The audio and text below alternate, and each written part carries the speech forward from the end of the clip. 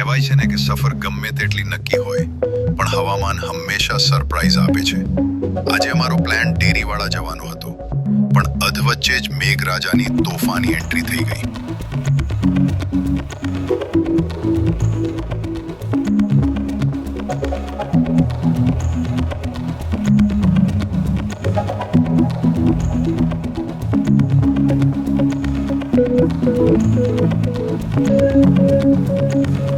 એક પલ માટે તો અમે ઝાડ નીચે છુપાઈ ગયા, પણ જ્યારે વરસાદ રૌદ્ર સ્વરૂપ ધારણ કરે ને ત્યારે ઝાડના પાંદડા પણ સાથ છોડી દે છે.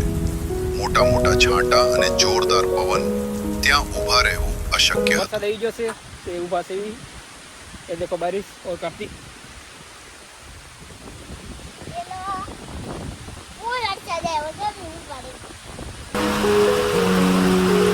હેલો ગાઈસ, ફૂલ વરસાદ આવ્યો છે. એવી ઝાડ વેઠે ઊભા થઈને અમે વાડી પણ બાજુમાં કોકની વાડી હતી ને આવું હતું થોડું ને આવી આવ્યા છે કાર્તિકભાઈ. તો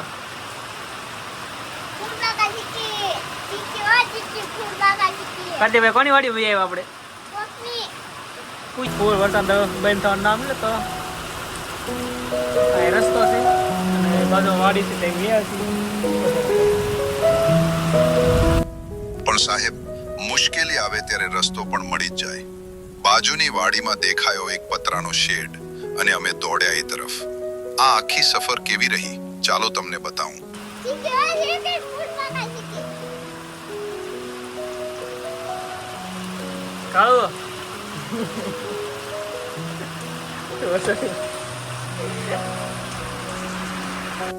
વરસાદે થોડો વિરામ લીધો એટલે અમે રાહ જોયા વગર ફરીથી આપણી મંજિલ ખોડલધામ ડેરીવાળા તરફ આગળ વધ્યા.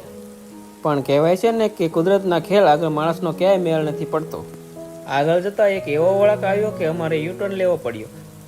ધોધમાર વરસાદને કારણે આગળનો આખો રસ્તો જ ધોવાઈ ગયો હતો. બધી મહેનત પર પાણી ફરી વળ્યું અને અમારે ખાલી હાથે જ પાછા ફરવું પડ્યું. પણ સાહેબ, સફર ભલે અધૂરી રહી પણ અનુભવ એકદમ યાદગાર બની ગયો.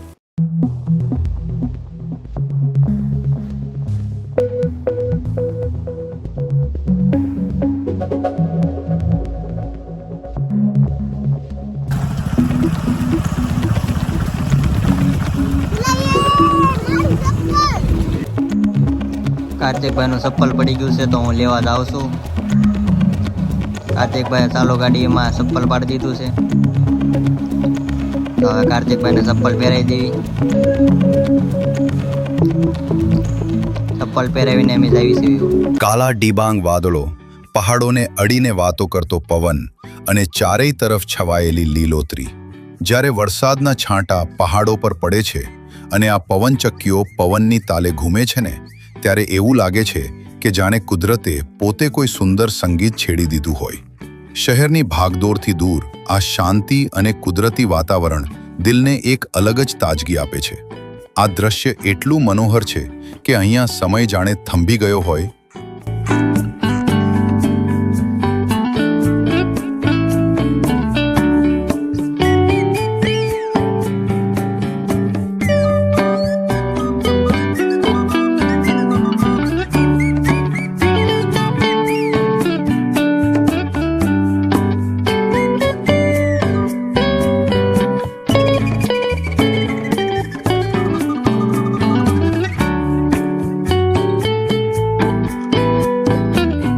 પહાડો અને પવનચક્કીઓના સુંદર વાતાવરણોમાંથી થોડા આગળ આવીને અમારી ગાડી એક બાજુ ઊભી રાખી દીધી. કુદરતના આ સુંદર નજારા વચ્ચે ઠંડા પવનની લહેરો અને ઝરમર વરસાદના છાંટા સાથે નાસ્તો કરવાની એક અલગ જ મજા છે.